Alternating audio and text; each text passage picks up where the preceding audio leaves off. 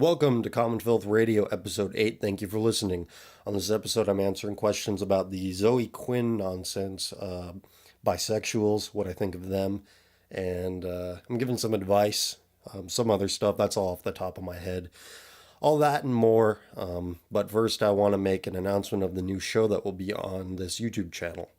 It's a yet-to-be-titled show that will feature cassette finds, unique cassette finds, parts of which you heard last week at the beginning and end of the episode. So stay tuned for that. I'm uploading it on Thursday, and I think you're going to enjoy it. Not the grandest announcement, but it's new content. It's different content than what this show will be. So I want to get right into this Zoe Quinn thing. That's why I don't want to waste too much time on it, because this story's moving really fast, and it's not sure what's happening right now, which I guess they got their Indiegogo thing taken down, 4chan's thing, but I don't know if that's confirmed yet or not. But even if it is, it doesn't change my opinion of what has occurred in this situation. If you're not familiar with what's happening, if you're not familiar with any of these things that I'm saying, go to Internet Aristocrat's YouTube channel after this and watch his videos about Five Guys or something like that. I don't know how they're titled, but somebody a couple weeks ago told me to, if I was familiar, or they asked me if I was familiar with the Internet Aristocrat, and now I am because of these things, and yeah, he's pretty good. He has a much better, thorough understanding and description of what is happening, and if you listen to the show, you're probably already familiar with it, so it would be redundant of me to talk about it, so I'm just going to read off the questions that spurred me to talk about this subject. This question comes from Hector. He was the one who sent me this question first regarding this subject. So I'm going to answer his, but I hope this applies to all of you that inquired about it. Hector wrote, "What is your opinion on the Zoe Quinn disaster? If you're unaware, Zoe is the developer of a game called Depression Quest. In order to get her game noticed and published on Steam, she fucked 5 men who are quote-unquote prominent in the industry, including a quote-unquote journalist in respected video game quote-unquote journalism site Kotaku. On a different note, have you watched the movie God's Not Dead, and if so, what do you think of it?" And he followed up with, "What do you think of 4chan's V and the whole Vivian James situation? Will 4chan finally stop being the spooky, anonymous boogeyman?" We're all familiar with the social justice warriors have hijacked video games and all peripheral elements of video games. We already know that. So I'm going to come at this from a different angle from my experience with game journalism. In Internet Aristocrats video, he bemoaned the lack of integrity of video game journalism and how the hobby has been hijacked, but I was a news editor for some obscure Nintendo website. I was a moderator on some video game forum. I'm not going to name names, but yeah, all the people on there, I mean, not on the news, the one I was editing for, but the one I was moderating for, they were all very liberal people, very, very proto social justice warrior type people. So the fact that it's been hijacked by those types is really not surprising to me. And to give you a time frame of my involvement with it, I was pretty in the thick of it during the Rockstar hot coffee scandal, if you remember that. And it wasn't until sometime after I had left that world and went into something else that I had realized and looked back, like, nerds are really predisposed to this sort of crazy idea and behavior. So it's just now that it's more mainstream, these alternative kind of girls want to get into it, and they want a lot of attention for it, and they let them, and they agree with anybody that will spread their legs for anybody who agrees with them ideologically. I'm glad I got out of the whole gaming thing when I did, because at some level I saw where it was going. Maybe I wasn't entirely conscious of it, but I did not like how the people, I knew some good people from it, but I did not like how they carried themselves, and they can generally carry themselves like leftists, which is what you're seeing in this Zoe Quinn scandal.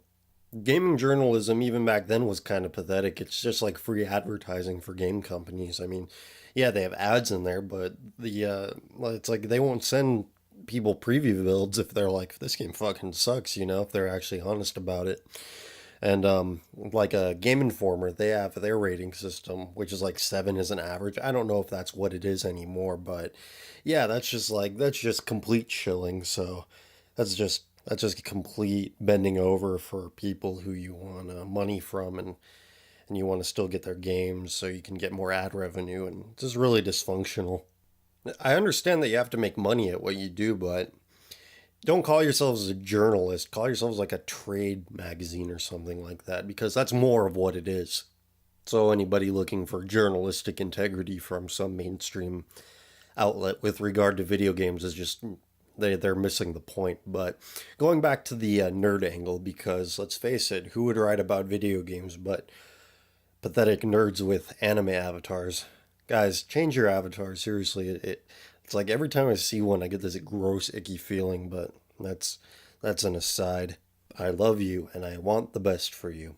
But yeah, nerds are submissive, and they have no standards.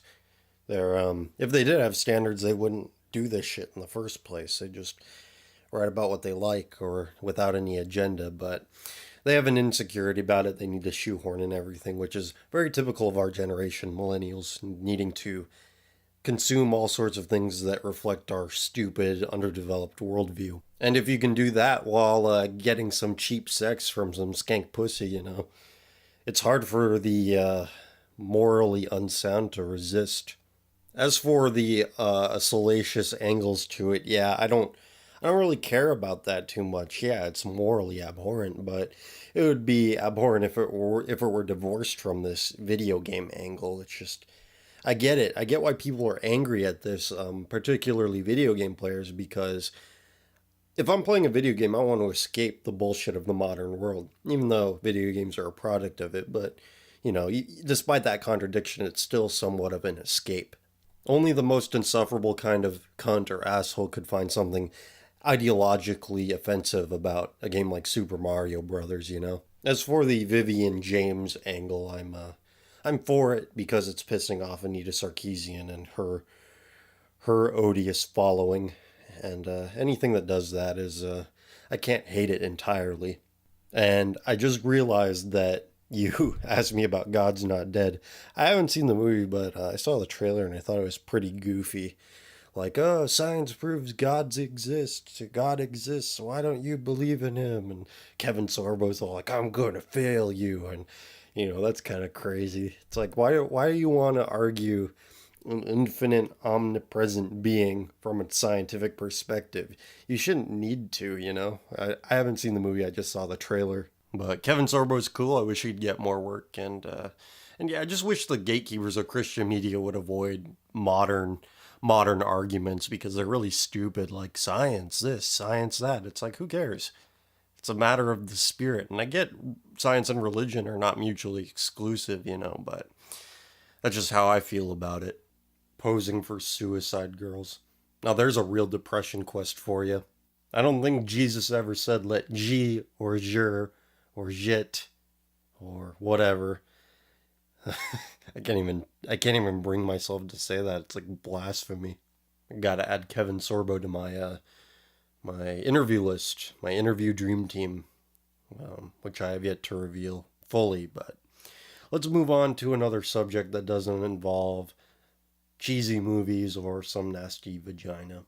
Let's answer a question from Blake because Blake has a good question. In the beginning of the US of A, the colonies established their own currencies.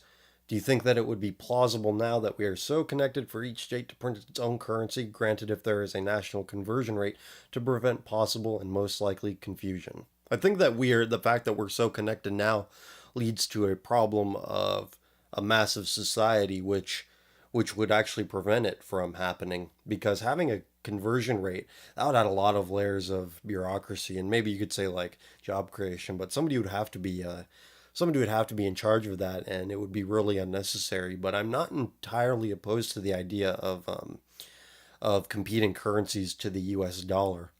Each state having their own currency would be overkill, but specific regions of the country like the South or between Utah and Idaho, where a lot of the Mormons are, them issuing their own currencies, because face it, the West Coast is a lot different from the Mormon Belt that it is from the Bible Belt than that is from the Northeast.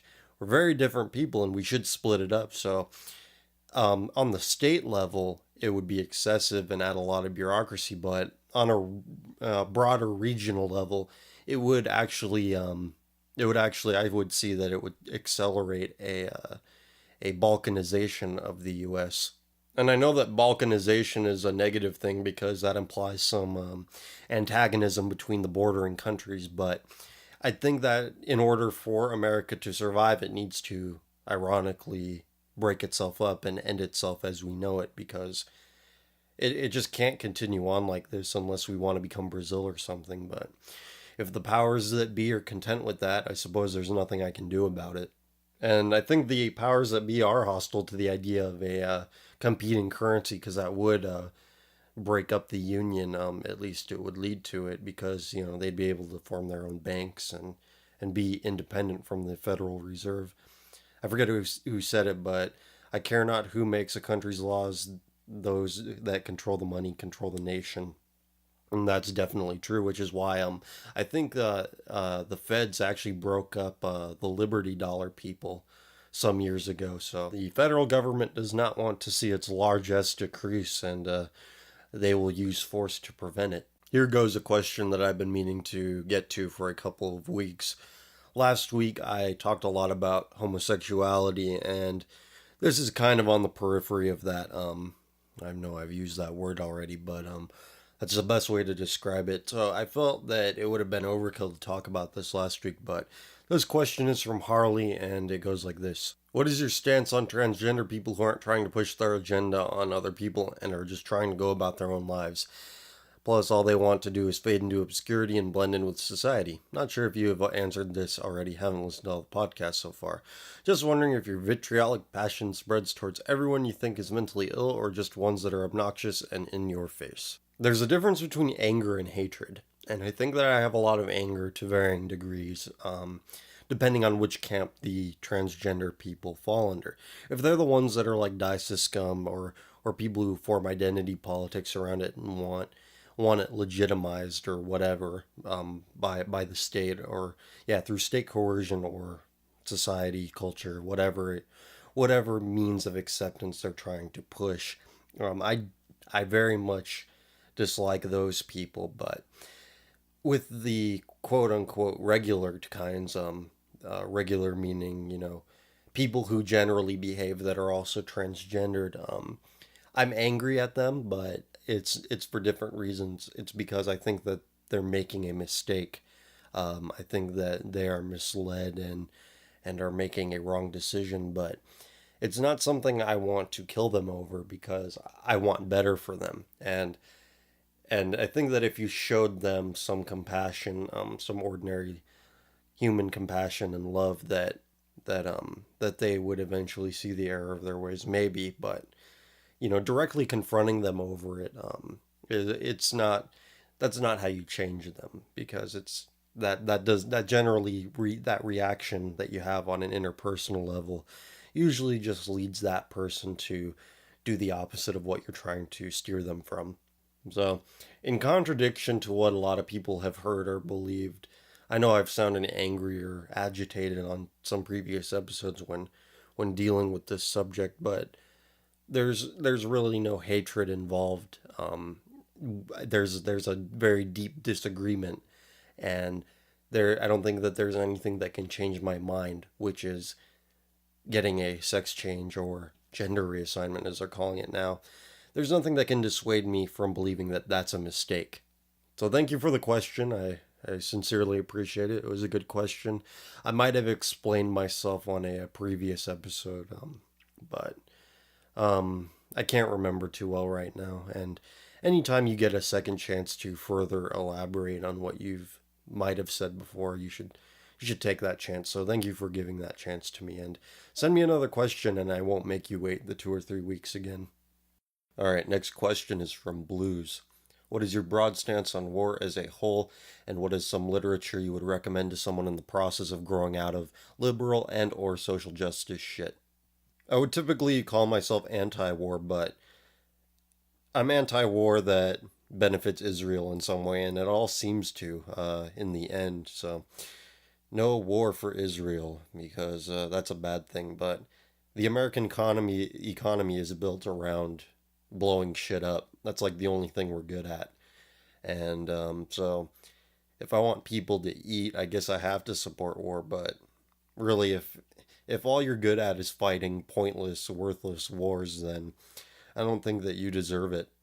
With the advent of drone warfare that's becoming more common, quote unquote soldiers who are fighting these battles where the enemy can't really fight back unless they're going to sneak across the border and set off a dirty bomb in New York City, something like that.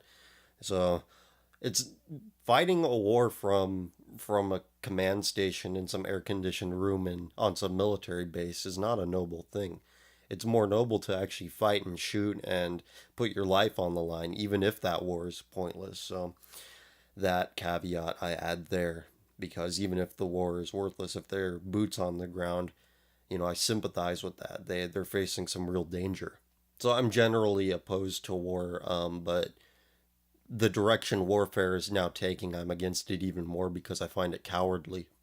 The piece of literature that shook off the last remaining shreds of leftism that I had in me was Ted Kaczynski's manifesto, the Unabomber Manifesto, otherwise called Industrial Society and Its Future.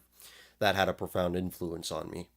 Ted Kaczynski's probably not a conservative or wasn't a conservative when he wrote it, but he offers an articulation of liberal psychology that has never been matched by any conservative writer or right wing writer or reactionary writer ever since.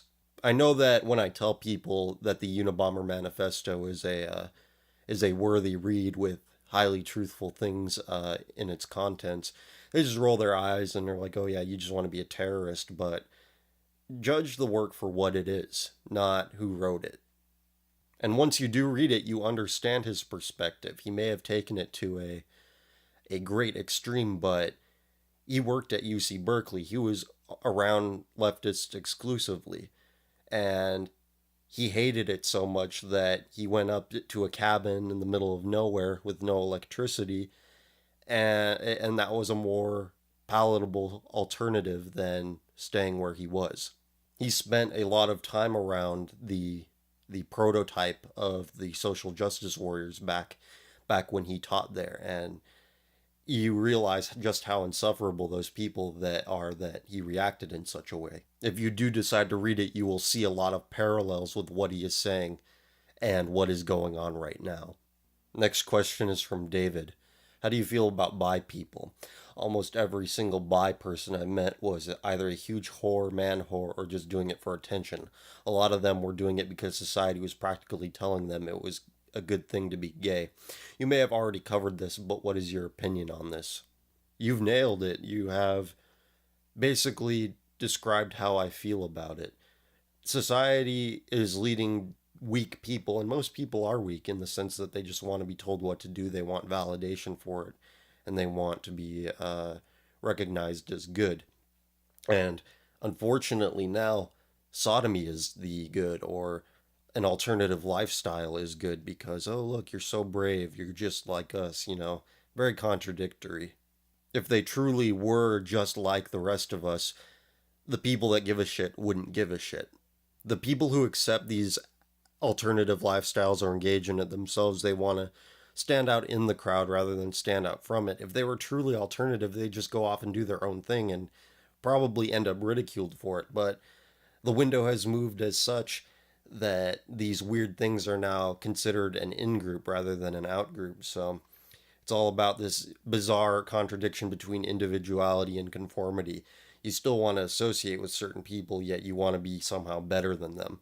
And you see that in the white privilege crowd, the, oh, why does everything have to be white, heterosexual, and male crowd?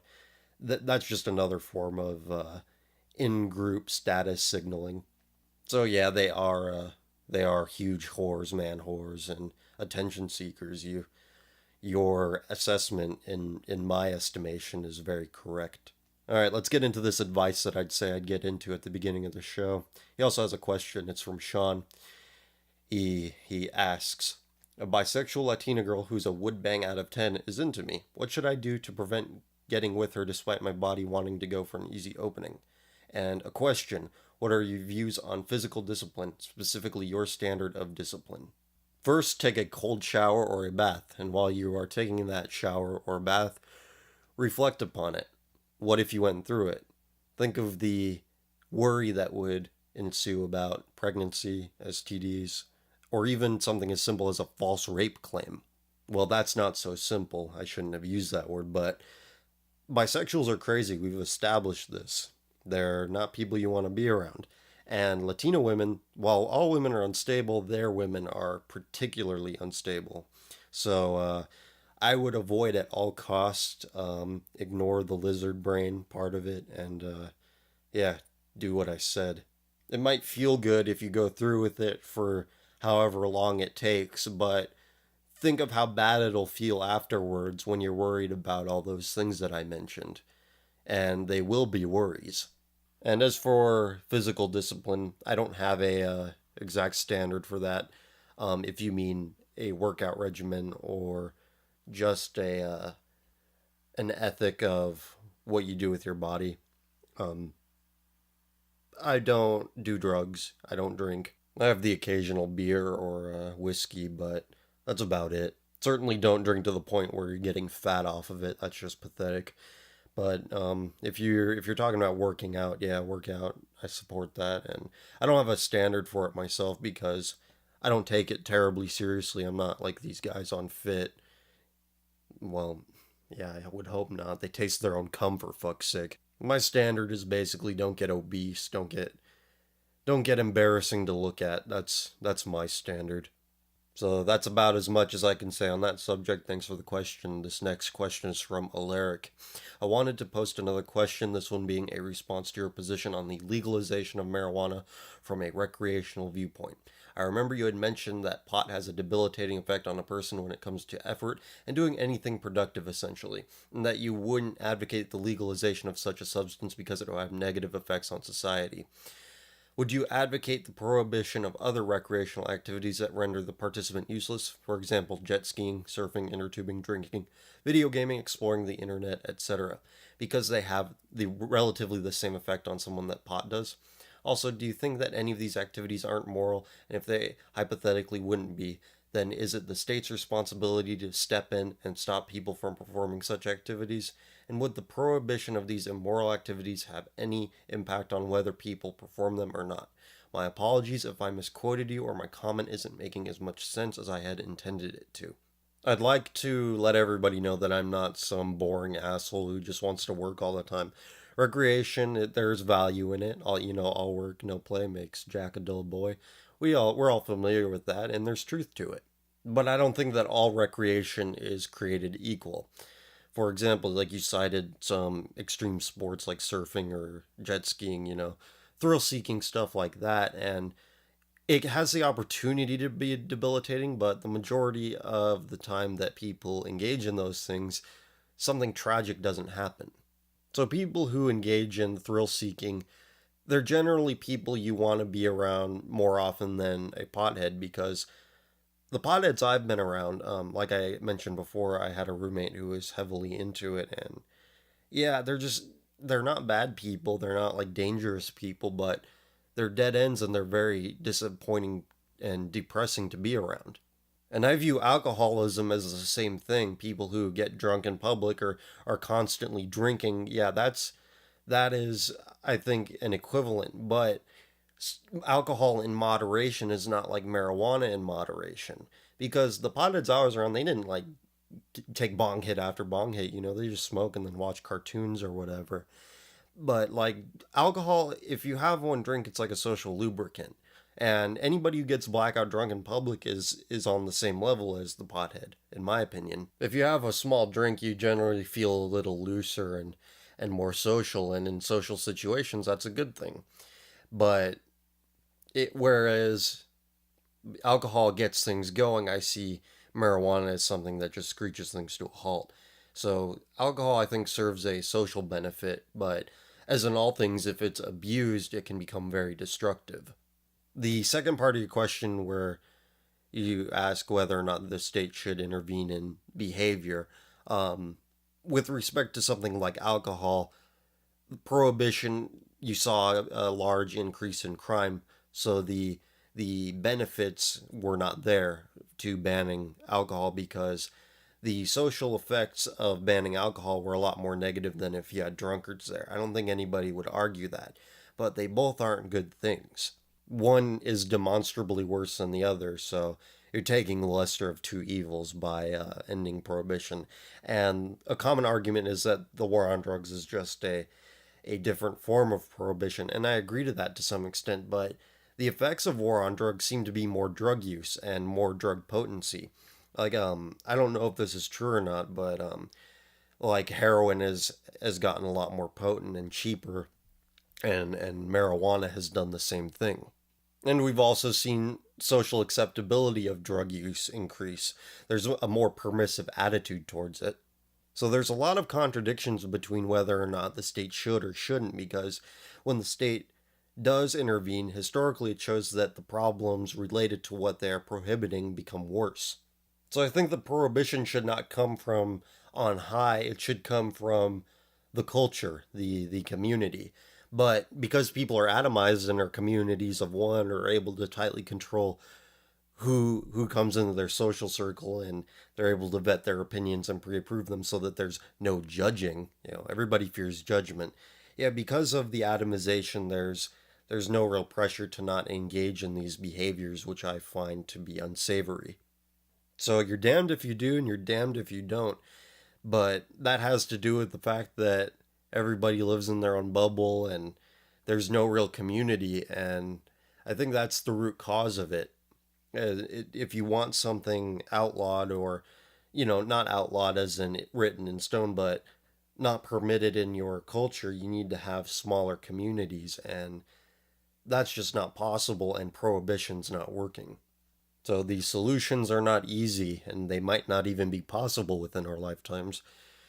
We're on the rapid decline. I'm firmly I'm firmly planted in that belief. Next up is Stewart. Recently in Australia, the Attorney General was pushing changes to the Racial Discrimination Act. The change was that you can't sue someone for saying something that offended you. He said that when talking about it to the media was, people have the right to be bigoted. The changes were dropped eventually. So, do you believe he was right? Do you believe people have the right to be bigoted, as he put it? Also, do you believe that anti-discrimination laws that govern what we can and can't say in the media is almost stepping into totalitarianism like the regimes of Hitler or Stalin? At the risk of losing some of you, I use a Mac. I'm not a Mac fag, as you'd like to call them, but it's simply what I use because it has the software that I need. And Mac computers, you have a dictionary. You could actually go into the corner search thing and type in a word, and it has a built-in dictionary. So here's what I did. I typed in bigot, or bigoted, yeah, bigoted. This is the one. Adjective: obstinately convinced of the superiority or correctness of one's own opinions and prejudiced against those who hold different opinions. And their example they use, a bigoted group of reactionaries. Even better, the one for bigotry. Noun: bigoted attitudes and tolerance towards those who hold different opinions from oneself. And the example they use, the report reveals racism and right-wing bigotry. Uh, what does bigot stand for? Bigot, noun, a person who is bigoted. Religious bigots. See note at zealot. Origin: late 16th century, denoting a superstitious religious hypocrite. I like how they only say like right-wing people can be bigoted. But hey, they're preaching to their choir. Not many Mac users are reactionaries or right-wingers, so they make an example out of them. But it's curious, the definition of bigot does not say anything about hating black people or hating women. It's just simply having a negative opinion about somebody is essentially what it is. There's a lot of talk about prejudice in the definitions here as well. And I find that odd because prejudice is not usually an opinion someone forms out of a lack of experience. Usually you have experience with certain types of people. Certainly not all people. we're very individualistic in that sense. We're always like, not all black people are like this, or not all white people are like this. We're talking about the whole here. I don't care about your neighbor. I care about the people who have a common ancestor to him, the 80% that do act like that, you know? But the point is that prejudice is not born out of ignorance, it's born out of experience, misguided or not. That's up to you to decide. But yeah, it's weird how we just take these kinds of words for granted and make them mean certain things when they really don't mean that at all, what we apply them to. But nowhere in these definitions did I find bigotry as wanting to kill somebody or harm somebody because they're a certain way. It, that's jumping to conclusions. The people who call people bigots are jumping to that conclusion. Like somebody expresses a negative opinion about, I don't know, the flood of third world trash us Americans have been dealing with from Mexico. You say something negative about them, and all of a sudden they accuse you of hating all Hispanics and other ridiculous things like that. So now that we've defined bigotry as something that isn't really that extreme, it's just a negative opinion, people should be allowed to be bigoted. I agree with your attorney general there in Australia. People who are deemed bigoted by the media, like the Duck Dynasty guy here in America, or the the Mozilla guy, um, like they simply have these things that they say, or money that they donate to a cause, and that's it. It's not like they make a sport out of going down to the Castro district in San Francisco and hunting down homos. That is not the case at all. In fact, I think that there are zero people that do that. It's like the Red Scare and the witch hunts all over again here in the West, you know, or at least in America, but certainly in Europe and Australia as well. We're all sort of an extension of each other. I understand that white people are guilty over the fact that, oh, there were slaves long ago, even though they didn't really have anything to do with the slave trade, or slave purchasing or plantation operation. Like me, for example, like three of my great grandparents weren't even born in America, and a lot of people are conflating this anti speech with this anti discrimination with those inequities that happened a long time ago. These people mistakenly believe that justice somehow comes in the form of ruining somebody's livelihood over an opinion they have. Like, what does slavery and the effects of it, either real or imagined, have to do with somebody saying that they don't like certain people? It has nothing to do with it. So there is a definite rise of totalitarianism because of these people and their misguided views on how things should be, what kind of opinions people should have. But you're citing more forms of aggressive totalitarianism, whereas this is more backhanded, underhanded. You're a part of it, but not really, kind of, duplicitous kind of bullshit that bitchy women tend to do. It's a passive aggressive totalitarianism. I don't know if that term has been coined yet, but if it hasn't, I'm claiming it. All right, this one's from Kyle. Current events question. In Ferguson, Missouri, there are a lot of people holding signs. A picture has been going around on the internet of a man who isn't quite visible. Why is this important? That man is holding a sign that says ISIS here. What do you think this means? Have these unshowered, towel-headed sand monkeys brained the fuck up and moved to smarter means of terrorism? Your thoughts on this would be greatly appreciated. I'm of the opinion that radical Islam is not the existential threat that the neocons like to say it is, but yeah, there is some merit to the fact that they might be sneaking over the border with the Mexicans because, hey, our administration is not enforcing this. They aren't deporting anybody. They aren't sending anybody back. So, yeah, that is a bit of a concern, and I can see the merit in being concerned about that.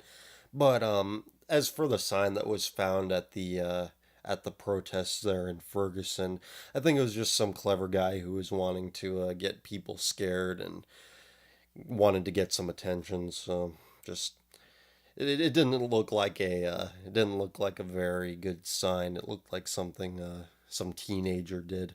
I don't think that the Muslims from the Middle East that are very radicalized aren't. I don't think that they're very bright because most of them are inbred because they take cousin wives. So inbred people tend to have some mental issues, and mental issues generally lead to violent impulses and lack of impulse control. So while they might seem like a very frightening enemy, I don't think they are. They're not like the Russians. They aren't organized to any great extent. They're not like the USSR at all. They shouldn't even be mentioned in the same breath as them, like they're some great enemy. America needs an enemy. I get it. People need an opponent to, because competition, it makes you stronger, but fighting radical Islam is not making us stronger at all. It's just we're blowing up these savages, and it's just creating more of them, and they're always going to be these backwards, terrible people. And I know they invented math and all this, but that was a long time ago. They're inbred now. Any traces of that civilization seem to be completely vanished. I know we react very harshly to the live leak videos because they are very disturbing, very extreme things that they're doing, like beheadings, torturings, what have you. But in the grand scheme of things, they are an annoyance that can be easily dealt with. And I don't think that, I mean, yeah, you can be concerned if they like kidnap one of your own, but that doesn't happen too much. And if it does, my condolences to those people. But in terms of geopolitics, they're nobodies. Next question is from Eric. Why are you against the death penalty? Because it's simply inefficient. Amongst other things, I have a little bit of a problem with state executions. I'd much rather have the prisoners deal with each other. But yeah, I read somewhere like the death penalty appeals process ends up costing more than what putting somebody away for life would be. Anybody who gets the death penalty is probably a horrible, horrible killer who does not deserve the life that they've been given. But yeah, it's like lethal injection. I've heard stories about it, like how they fuck it up, they can't find the vein, and the drugs they don't actually work. And yeah, it's like, why not bring back like beheading? I think like on Norm Macdonald's podcast they were talking about that. Why not bring back the guillotine? That's a that's a lot less. That has a lot less pain involved than the electric chair or lethal injection would have, just from first-hand accounts. I mean, if you're gonna do it, why not give what they give the assisted suicide patients? Um, do they do that? I don't know. I haven't kept up on it. It seems like the death penalty will go away. I remember reading like it's going to go away because of the market, like the people that not the people, the companies that manufacture the drugs aren't allowed to make them anymore because the European Union banned them, and these companies are based in Europe, something like that. So the death penalty will go away at some point just by virtue of simple market pressures. So maybe we will see the guillotine come back, but yeah, I'm against it just because it sits wrong with me and it's efficient. And I know it's not entirely rational, but not everything can be perfectly logical. I'm not a Vulcan. And for those wise guys out there, I looked up the pronunciation of guillotine, and it can be pronounced both ways. According to Webster, it can be pronounced guillotine or guillotine. So I always heard it as guillotine growing up, so that's what I use. From Chris. I personally believe one of our primary focuses of culture should be personal responsibility. Do you agree? Yes, I fully agree. If people owned up to their actions more often, we'd see a lot less of this social justice bullshit. We'd see a lot less of this fat shaming, thin shaming, slut shaming, blank shaming. You are who you are. If you're doing shameful behavior, you should be shamed. And there's nothing in the world that can change that other than through draconian forms of social engineering, implying there's any other kind. But yeah, if we owned up to our actions, if we took responsibility, I think the culture would change to a point where I could actually tolerate living and existing within it. Next question is from Paul. Social Marxism, what is it? Marx established that all of history can be told through the narrative of there's the oppressed and there's the oppressor. And instead of saying that the upper classes are oppressing the lower classes, because under capitalism, the lower classes are doing a lot better than they would under communism. That's been established. I don't think that's a disputable fact. Any commie dick riders want to correct me on that, feel free to do so. But that narrative has shifted from the upper class to lower class, from the white people to the everybody else, like in European civilization, which includes Canada, Australia, the US, and obviously Europe.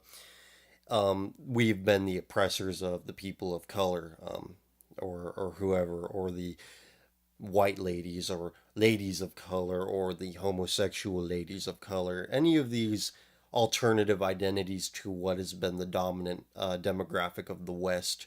Basically, that's the new underclass. The workers will rise. They're, instead of the workers, they're whatever they are. So all forms of social and cultural Marxism are designed to debase white civilization. That's why, you've heard the mantra: Asian countries for Asians, African countries for Africans, white countries for everybody, because the Marxists now see the white people as the oppressors and everybody else as the oppressed.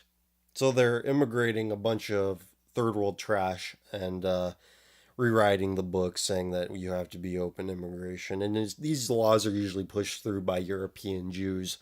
That's no secret. You can look that up. And yeah, that's like the equivalent of the workers will rise up and take over the factories. Instead of the factories, it's brown people, trash people rising up and causing a demographic shift in European countries.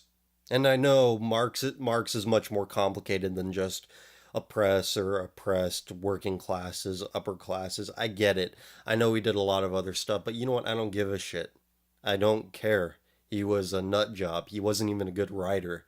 How did communism even get to be as widespread as it was? Marx was not very good at what he did. He was an academic and he wrote boring ass books. He was not some great writer. But yeah, it's not to say that Adam Smith was a better writer. I tried reading A Wealth of Nations. It was autism, unreadable garbage. So ideas, they start out and they aren't very good, but they somehow mutate and become simplified. I don't know. But that's basically what social or cultural Marxism is. Next question is from Frank. Why do you think that groups that preach for equality end up demeaning anyone else that doesn't agree with them? Are they not doing the very thing that they're against? Do you think they feel themselves justified? Well, of course they do. They think that they're always justified because they're them, they're great, and everybody else sucks. They're very self-centered like that. Why do they demean everybody and call everybody these names and treat them as unequals instead of, like fellow human beings? I'm not sure. I don't necessarily believe in equality myself, but I think that they know that deep down they're very unequal people. In fact, I think that they're dominated by feelings of inferiority, which is why they lash out at people in such an extreme way. If they weren't defined by feelings of inferiority, they would not believe these silly ideas to begin with. But yeah, it does seem like they don't believe in it themselves when they fling these insults at people like the men's rights people. The men's rights people, I don't see any very extreme people in that movement. I just see, these same people who are into egalitarianism. It's just more male focused. And they bring up some good arguments, like with respect to family law and the court system, how men generally get fucked over in that process more often than not. And not just more often than not, the vast majority of the time.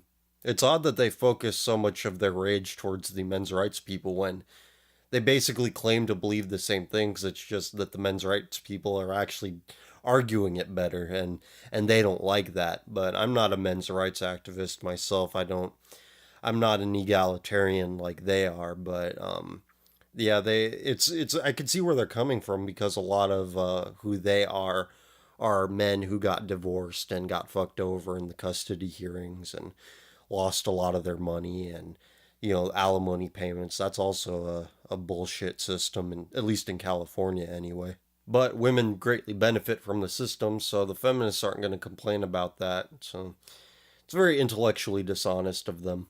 But instead of making valid criticisms of certain aspects of the legal system, they're more concerned with frivolous bullshit like not getting free birth control and there not being enough female video game characters. Next question is from Yuri. What do you think about Italy and Southern Euro countries in general? My great grandfather, one of them, is from Spain, so I have some Mediterranean ancestry, so it would be self loathing of me to say anything bad about them, and even if I wasn't Southern European, I wouldn't have anything bad to say about them. It seems like the less white the white people are, the more proud they are of being white, at least of their nation anyway. I remember seeing some poll of different countries about whether or not they think their culture is superior, and I think that Italy had the highest percentage of its population that thinks their culture is superior, and to no surprise to anybody that Sweden had the lowest rate of national pride. If there's one thing I cannot stand, it's weak, self-loathing whites. So, fuck Sweden and pro Italy. I'm not too familiar with Italian culture because obviously I'm not Italian. I'm a Euro mutt, but yeah, they seem to be less prone to ethnomasochism, which I cannot stand. I know, redundant, but I must reiterate how much I hate self-loathing weak whites. I have a lot of problems with the elites of the Catholic Church. I think they're highly degenerate and highly deviant, but the regular Catholics, at least the ones that grew up in that culture, they seem to be healthier, where men are men, women are women, and they're usually typically proud of their culture more often than not. Next question is from Tony. If you met a social justice warrior in person, how would you respond or react? I would most likely react the same way I would react to a crazy bum in the street begging me for change or yelling at me or doing something uncomfortable. I would be uncomfortable. I mean, I could try to argue with them or try to like troll them or whatever, but I'm not really good at that. I don't think too quickly in social situations, and if I were, I'd be so shocked that I encountered one of them. I probably couldn't think of anything anyway, so I would not try to engage with them or try to be knowing of them or display my knowledge of their sort of beliefs. So I would probably just walk away and mind my own business because there's really no reason for me to interact with them. Maybe if I were more quick-witted and funnier, that would be I would be more inclined to directly engage with them, but yeah, I don't want to encounter them anyway, even if I were good at that. I have a similar question from Jacob. I can't remember if this question has been asked before. I was wondering, what would you do if you happened to be walking around in a large city and saw a gathering of typical dices scum crowd? Would you take a video to show people later? Would you crash their demo? Would you try to debate them, etc.? Yeah, I would take a video. If you want to directly engage with the social justice types or the dices scum types, you want to provoke a reaction out of them rather than them out of you. If you are reacting to them, it looks like you're on the defensive. You're framing the debate against yourself, like, look at these bigots, look at these crazy cis hetero bigots. But if you're holding up a sign like this saying like something like Tumblristas repent, insert whatever word you want there and have somebody freak out at you, which they are prone to doing because they are mentally unhinged and unstable. So if you want to directly engage with those people, make sure that they come to you rather than you going to them. But yeah, I would just take a video if I had my camera on me and upload it to this here YouTube channel. If the opportunity presents itself, you people will be the first to know. From Tristan, what do you see as the peak of Western civilization? I don't have much of an opinion on this, what the best part of Western civilization is, but I asked some people, and it seems to vary a lot. There seems to be a lot of differing opinions, even of people who are close to what I believe ideologically. Somebody said like any of the victories at the Civil War by the South, by the Confederate States, and one of them said the efficiency and organization seen by the West during World War II. That was their definition of peak Western civilization. And maybe those are all great achievements, certainly, and the works of Leonardo da Vinci, geniuses like him, and any of the great European intellectuals can certainly be considered that. But I don't have a definition of it because I see the good and the bad in everything, and I don't want to say that something's completely good and something's completely bad about a certain period of time because I have a lot of problems with what came out of the Renaissance. I have a lot of problems with what came after World War II, and yeah, I guess I would consider like the Confederate States maybe a somewhat of a peak. I'd probably tend to agree with that, but I'm not enough of a Civil War buff to make that decision definitively that that's the best part of Western civilization in my eyes.